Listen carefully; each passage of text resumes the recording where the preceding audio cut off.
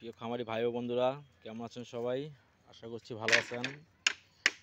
তো এতদিন তো দেখালাম আপনাদের শুধু বাতি কাটাকাটির কাজ।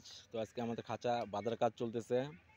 তো ইনশাল্লাহ দেখতে পারতেছেন আমাদের কারিগর ভাইরা সব খাঁচা পার্ট টু পার্ট বানতেছে।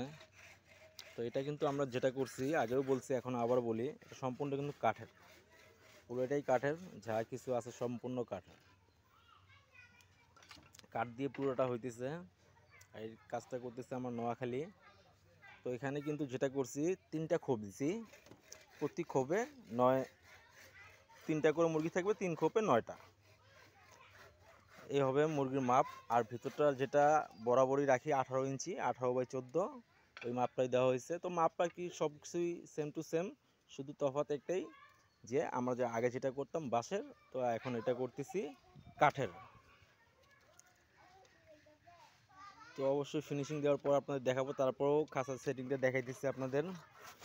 তো যারা কিনা কাঠ বা বাঁশ দিয়ে লেয়ার মুরগি খাঁচা তৈরি করতে চান, তারা আমাদের স্ক্রিনে দেওয়া নাম্বারে যোগাযোগ করতে পারেন। ইনশাল্লাহ আমরা 64 জেলায় কাজ করে থাকি। আপনাদের প্রয়োজনে আমাদের সাথে যোগাযোগ করতে পারেন, আমরা আপনার কাজ করে দেব। তো আব্দুল রহমান, তুমি তো কিছু বললা না, তুমি তো খালি চ্যালেঞ্জে থাকতে চাও, এদিকে আসো। তোমার খাঁচা তৈরি করতে কেমন হইতেছে? খাঁচা সুন্দর লাগতেছে? এখানে মুরগি থেকে কি আরাম পাবে? যাক, তো শেষমেশে একটাই কথা, যারা কিনা অল্প টাকায় বাঁশের খাঁচা বা কাঠের খাঁচা তৈরি করতে চান, তারা আমাদের সাথে যোগাযোগ করতে পারেন। আমরা 64 জেলায় কাজ করে থাকি।